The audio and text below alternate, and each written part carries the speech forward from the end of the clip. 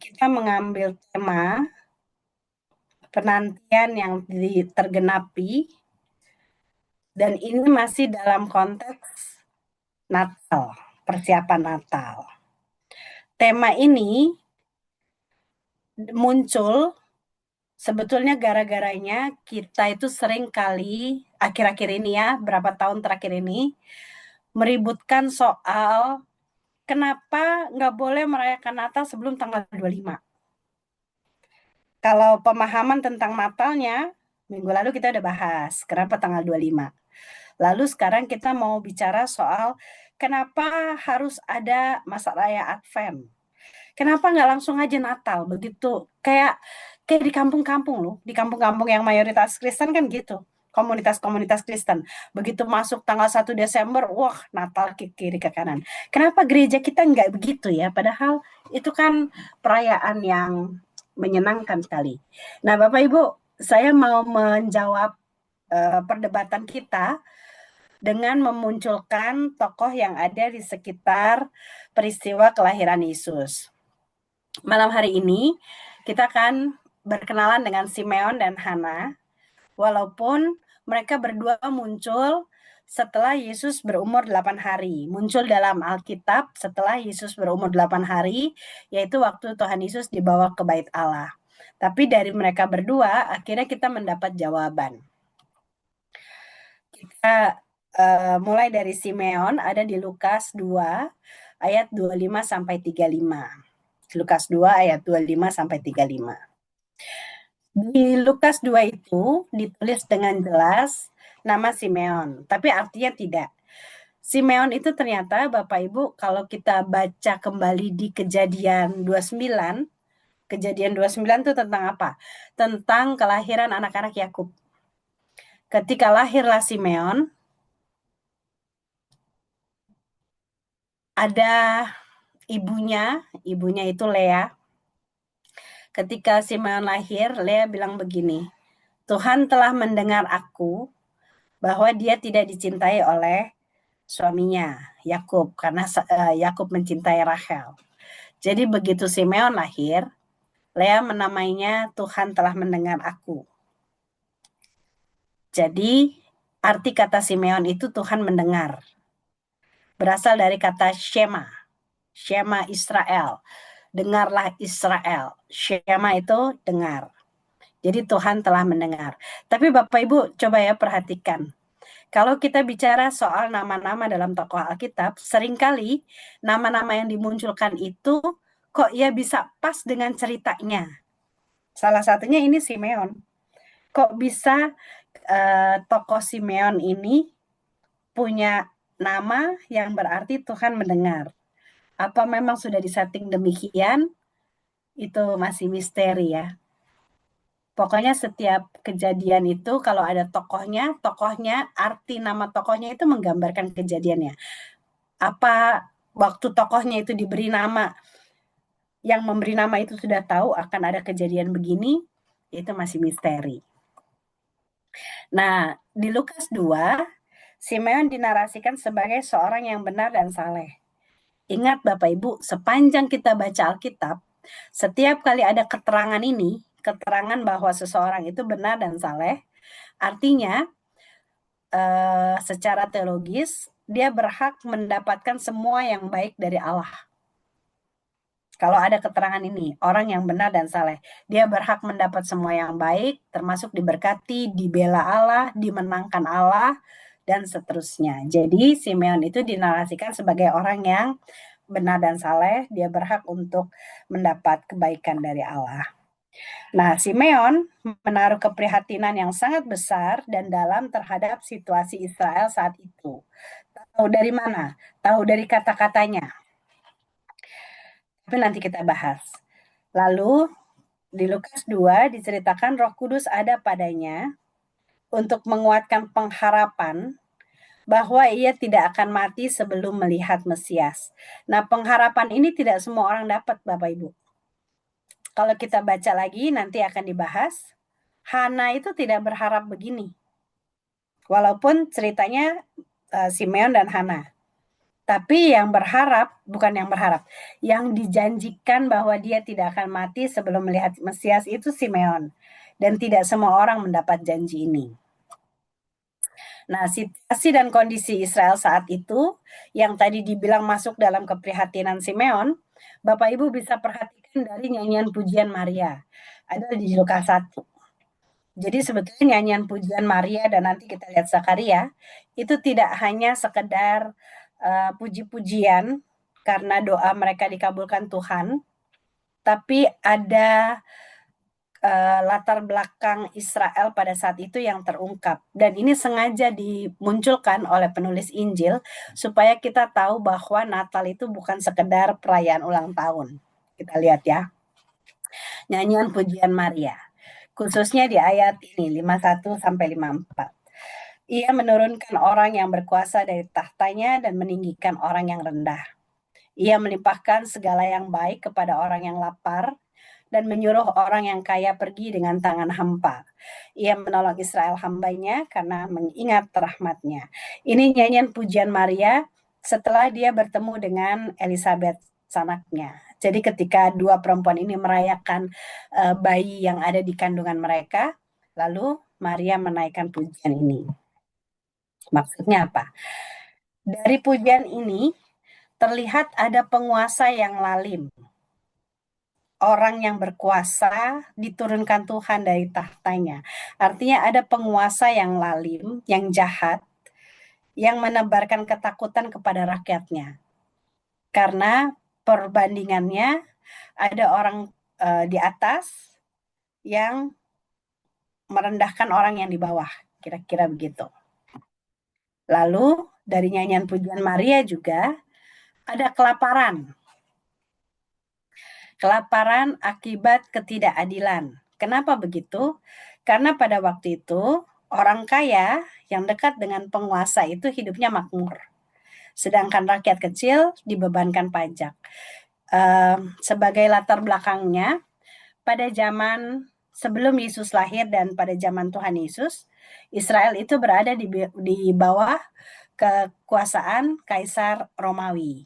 Dan Kaisar Romawi itu sangat terkenal dengan pajaknya yang tinggi. Tapi kalau orang Yahudi bisa ambil hati, bisa puja-puja penguasa, dia akan bisa mendapat keringanan atau setidaknya dia bertambah kaya. Kalau bahasa sekarang itu sefrekuensi dalam kejahatan. Jadi yang bisa cari muka itu bisa makmur, sementara orang yang susah itu mereka tetap harus membayar pajak dan semakin tinggi pajaknya semakin kelaparan mereka. Lalu kata Maria juga, ia menolong Israel hambanya karena mengingat rahmatnya. Artinya situasinya sebetulnya Israel itu sangat butuh ditolong oleh keajaiban. Kenapa oleh keajaiban? Karena bait Allah sendiri pun tidak bersih dari konflik kepentingan dan korupsi. Nanti waktu Tuhan Yesus sudah besar, Bapak Ibu menyimak sendiri bahwa dia mengobrak-abrik praktek perdagangan yang sangat tidak adil dan menodai kekudusan bait Allah. Itu karena bait Allah juga tidak bersih dari konflik. Ketika banyak orang berjualan di depan bait Allah, ini saya ulang lagi ya, saya sudah sering sampaikan.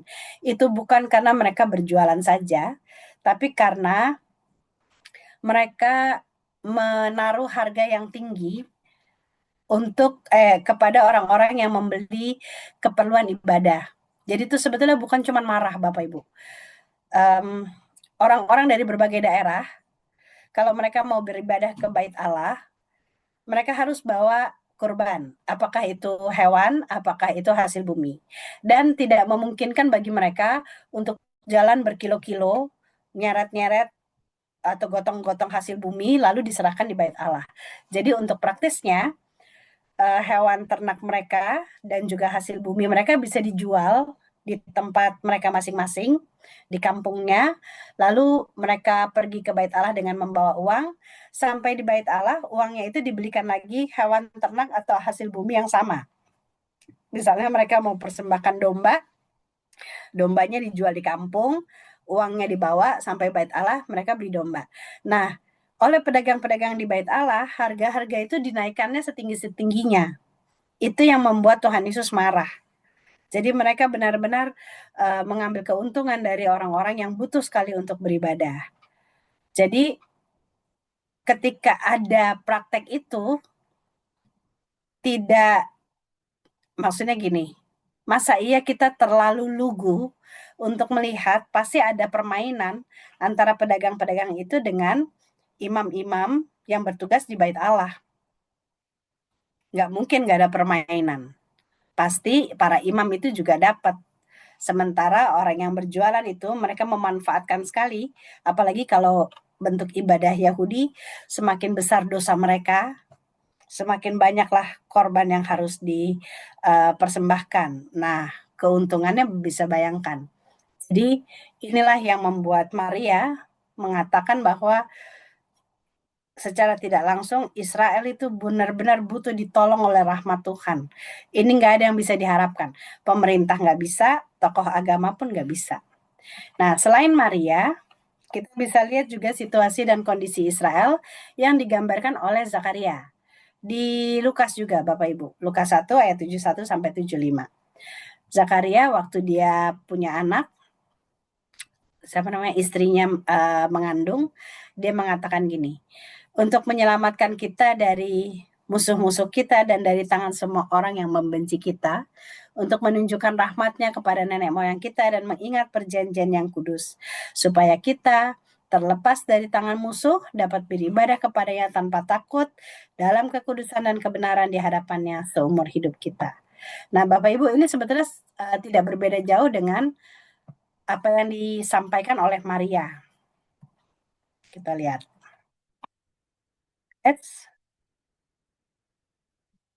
Sebagai bangsa yang hidup di bawah kekaisaran Romawi, orang Israel atau Yahudi itu harus tunduk pada peraturan khususnya terkait pajak. Itulah yang digambarkan oleh Zakaria untuk menyelamatkan mereka dari musuh-musuh, yaitu dari pemerintahan Romawi dan bangsa-bangsa lain. Pada waktu itu, pasukan Romawi itu ada di mana-mana, karena seringkali terjadi ketegangan antar kelompok atau upaya makar dan pemberontakan. Nah, sebetulnya kelompok-kelompok di Yahudi itu banyak. Lalu di antara mereka ada yang berusaha untuk bikin pemberontakan, harapannya supaya mereka merdeka. Jadi mereka benar-benar ingin merdeka menjadi bangsa yang mandiri, tidak lagi mau di bawah kekaisaran Romawi. Tapi mohon maaf, Romawi itu terlalu kuat bagi mereka untuk dilawan. Jadi itulah suka ada pemberontakan-pemberontakan.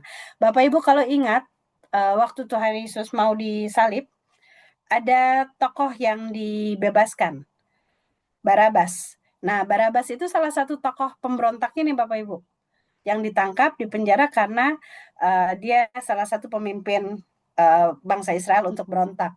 Dia di penjara, lalu ketika ditukar dengan Tuhan Yesus, buat mereka Barabas ini jauh lebih menjanjikan untuk dibebaskan untuk memimpin mereka kemudian daripada Yesus. Lalu tidak dapat menjalankan kegiatan keagamaan dengan bebas karena yaitu mereka bersitegang dengan budaya Yunani, dengan dewa-dewanya, dan juga budaya Romawi dengan dewa-dewanya juga.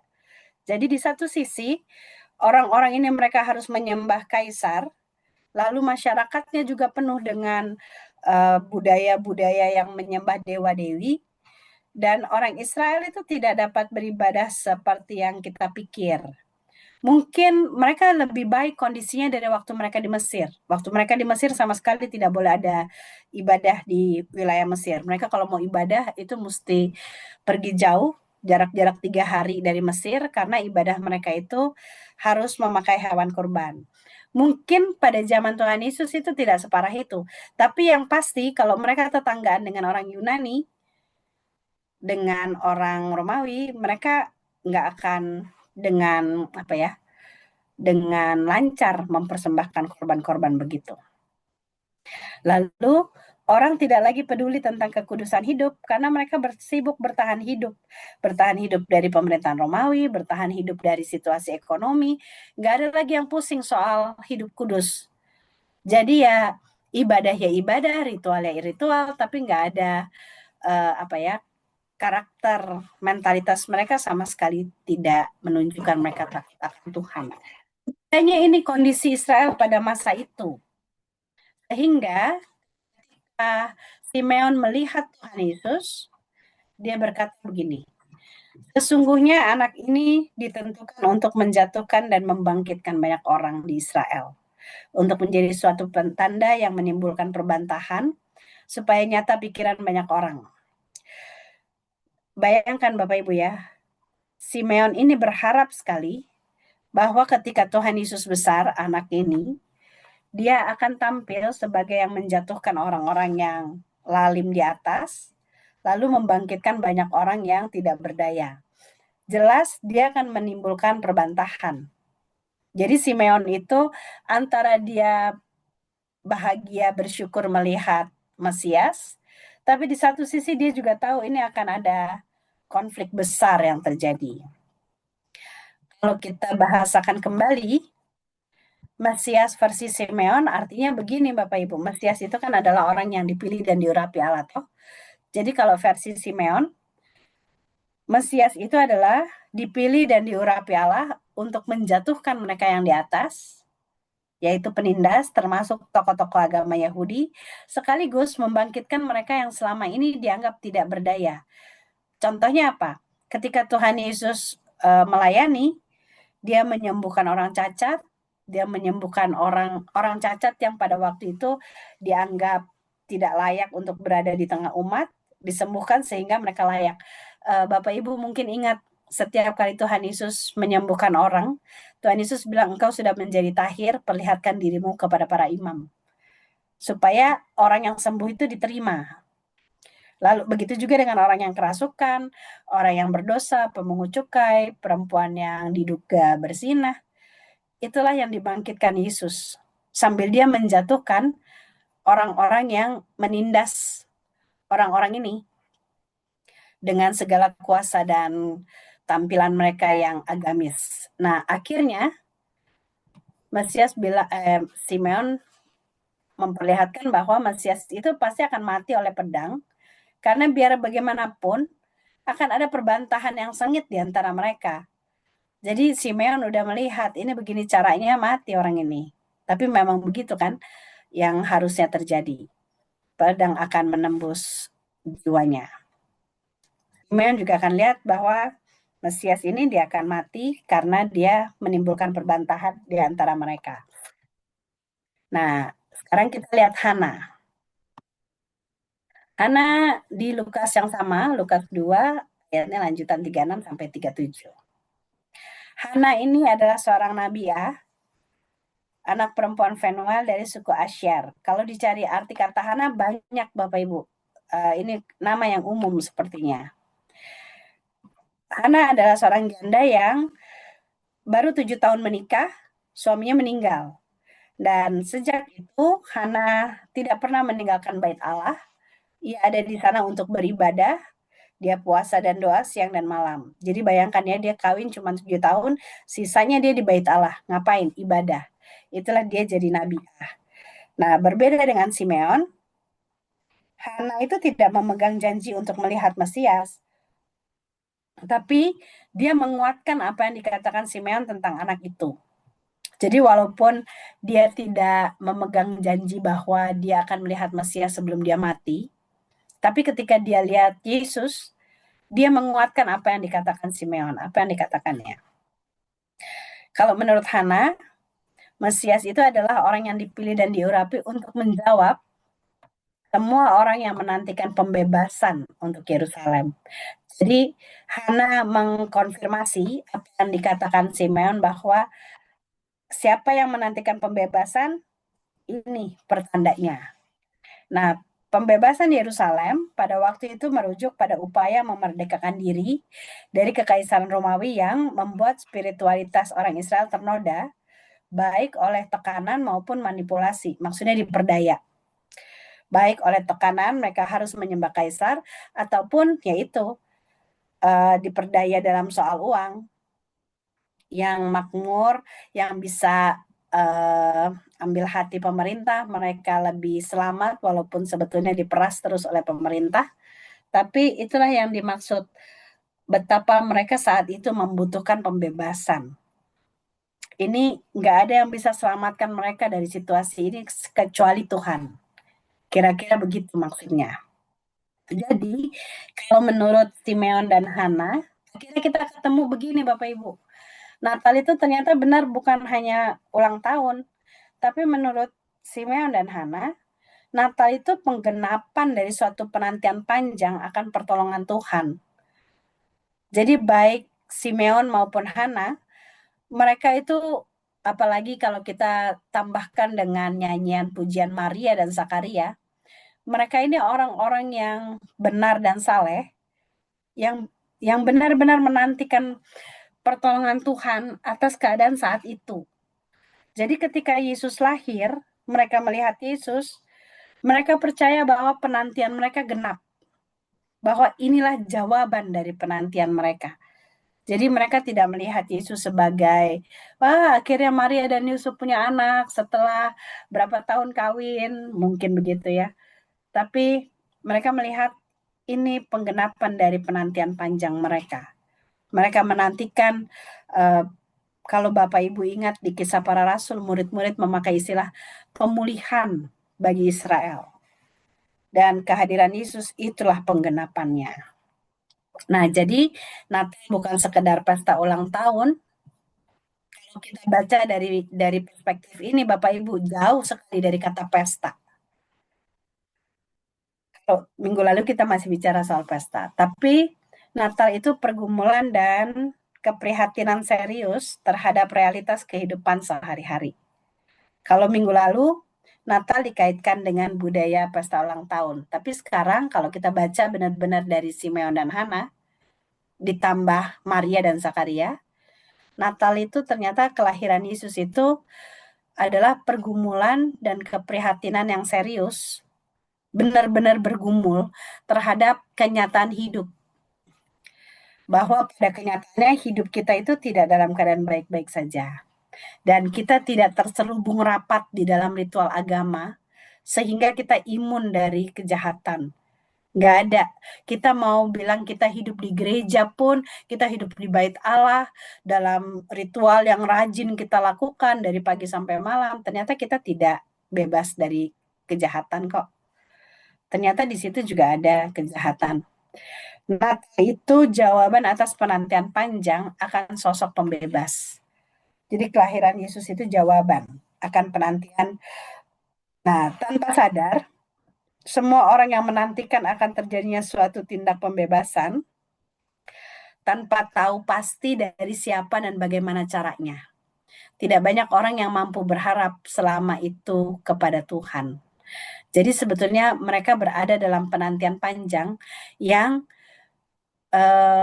mereka tidak punya gambaran. Ini pembebasan ini mau bagaimana ini? Bayangkan aja Bapak Ibu. Ini kan bicara soal satu pemerintahan yang besar, Kekaisaran Romawi saat itu yang boleh dibilang adidaya pada waktu itu, yang ternyata berpengaruh sampai ke rakyat-rakyat kecil. Lalu mereka menantikan pembebas. Setiap ada kelompok yang berusaha untuk memberontak pun akhirnya kalah.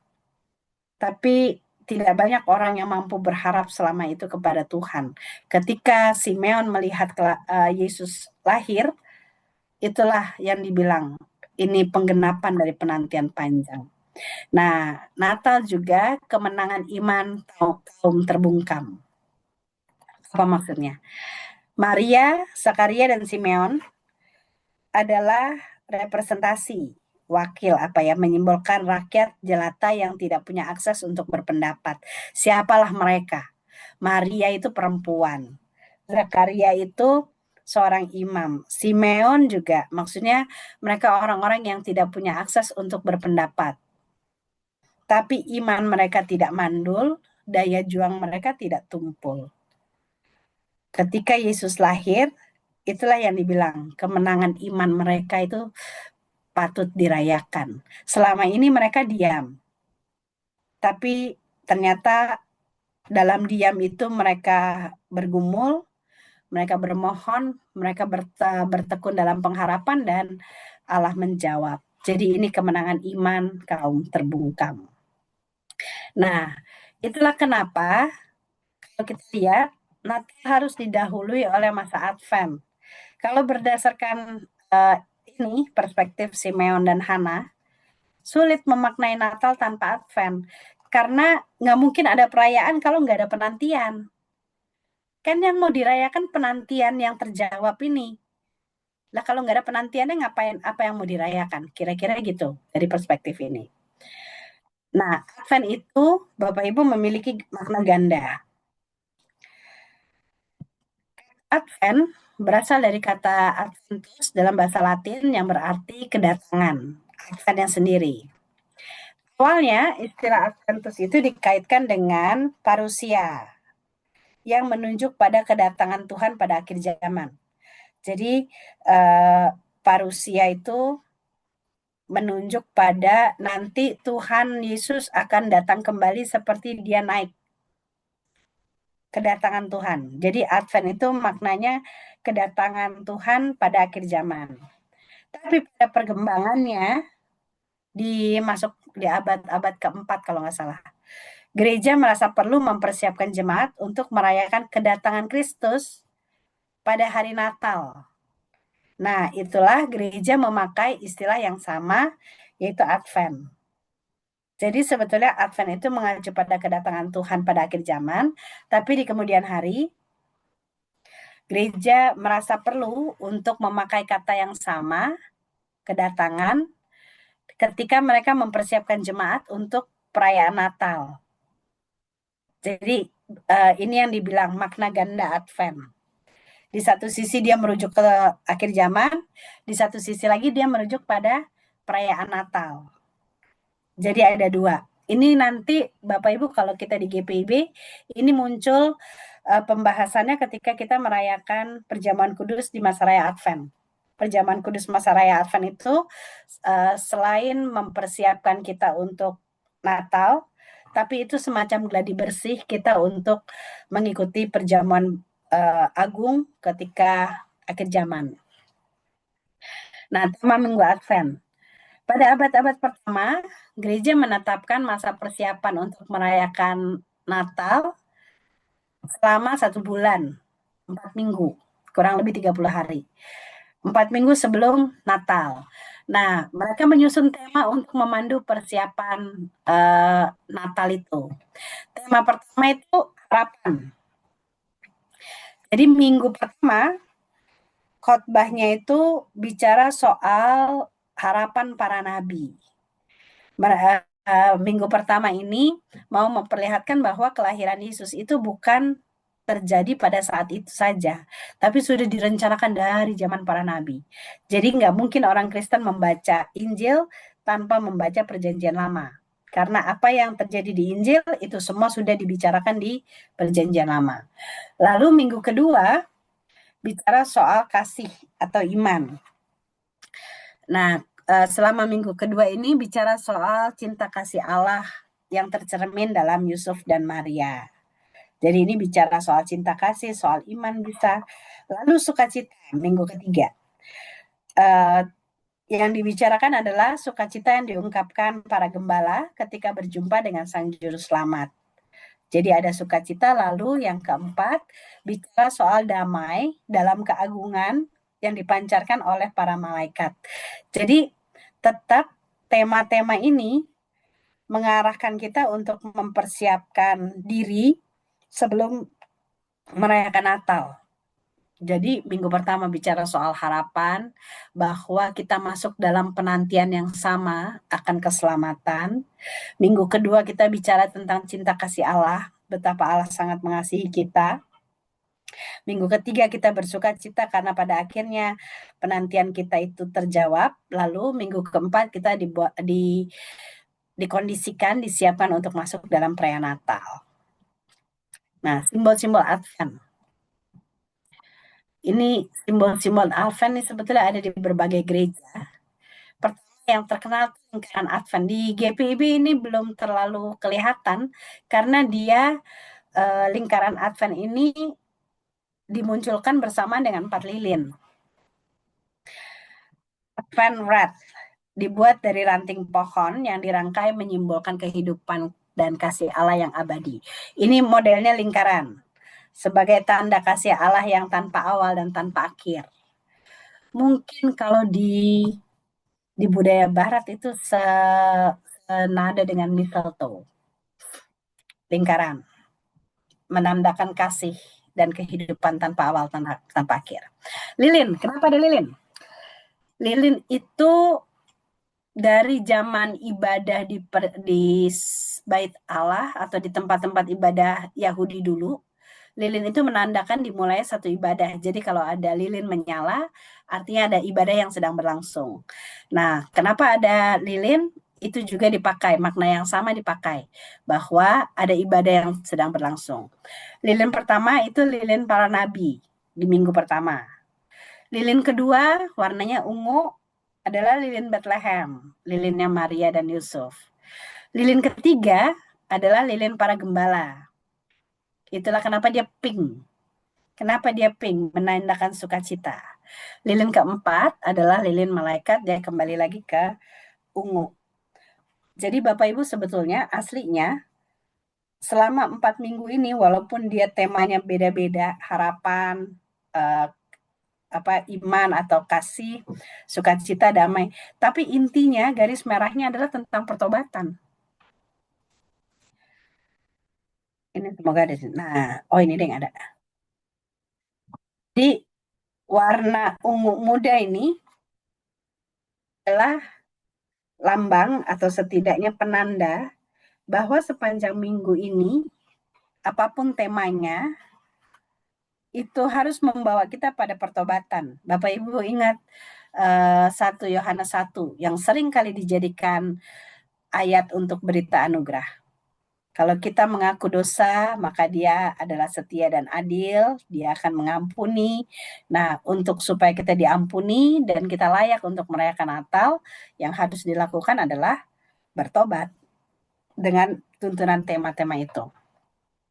Lalu, nyanyian-nyanyian di Minggu Advent itu biasanya didominasi oleh Maranatha. Kalau Minggu biasa Haleluya, Natal itu Haleluya, Prapaskah itu Hosiana, Advent itu Maranatha. Karena artinya datanglah ya Tuhan.